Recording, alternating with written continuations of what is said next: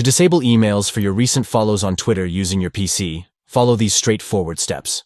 Start by clicking on your profile image located at the top right corner of the screen. A drop-down menu will appear. Next, select Settings and Privacy from the menu options. This will direct you to the Settings page where you can manage your account preferences. Within the Settings menu, find and click on Email Notifications. Look for the section related to updates from Twitter. In the Updates section, make sure to uncheck the box next to Suggestions based on your recent follows to stop receiving these email notifications.